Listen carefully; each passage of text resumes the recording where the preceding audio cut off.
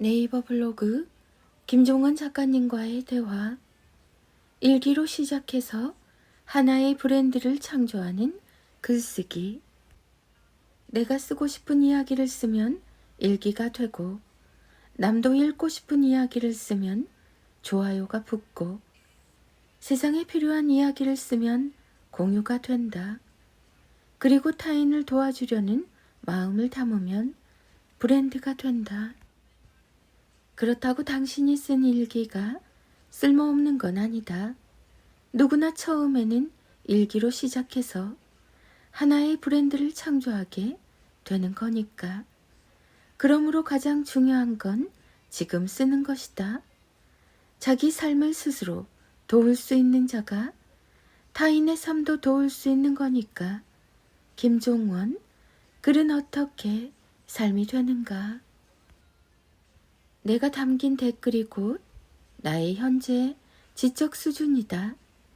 어떤 사람의 지적 수준이 궁금하다면 그 사람이 여기저기에 남긴 댓글을 보자.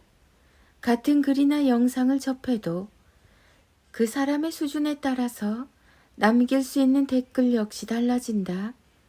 나는 내 수준 이상의 것을 볼 수 없고 내 수준 이상으로 표현도 불가능해서 내 수준 이상의 댓글을 쓸 수 없다.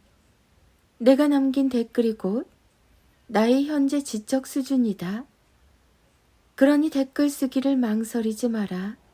지적 수준은 자꾸 연습하면서 높아지니까 써라. 써나간 만큼 내 수준도 높아진다. 철학이 삶의 언어가 될 때 김종원. 이런 말을 최대한 하지 않아야 어른이 된다. 1. 내가 그 사람 잘 아는데. 2. 내가 왕년에 얼마나 잘 나갔는지 알아? 3. 자식 같아서 하는 말인데 닿지 않는 나만 잘 아는 인맥과 이미 지나간 과거의 성과를 여전히 누군가에게 들려주고 있다면 그 의미 없는 삶에 이별을 고해야 한다. 그렇게 사는 인생은 100년이 지나도 삶의 지혜로 쌓이지 않아 나를 영원히 아이로 남게 만들기 때문이다. 진정한 어른이 되고 싶다면 지금의 나를 온전히 보여주는 언어를 사용하자. 나는 과거가 아닌 오늘을 살고 있고 누군가를 의지하며 사는 게 아닌 나 자신을 열렬히 믿고 살고 있으니까. 철학이 삶의 언어가 될 때 김종원.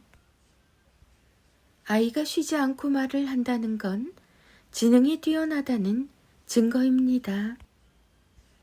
쉬지 않고 말하는 아이를 처음에는 좋은 시선으로 바라볼 수 있지만 아무리 마음이 넓은 부모도 그런 나날이 반복이 되면 좀 조용히 살고 싶은 마음에 반응을 하지 않게 되거나 귀찮은 마음이 들게 되는 게 사실입니다. 그러나 이런 생각을 해볼 필요가 있습니다. 1.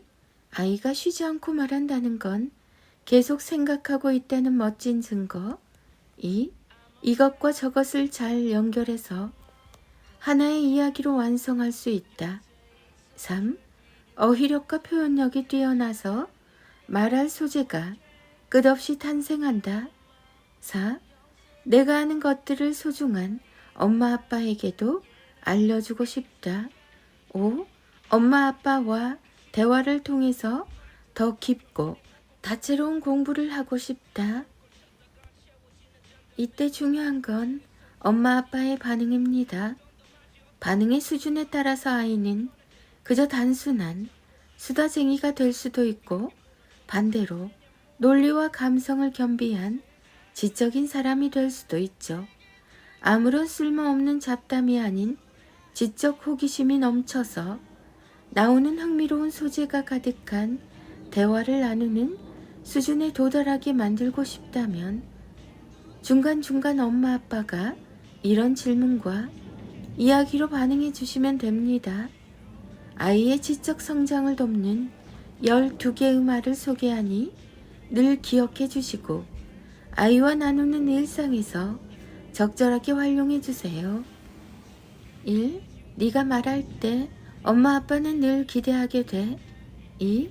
우리 오늘은 어떤 주제에 대해서 이야기를 나눠볼까?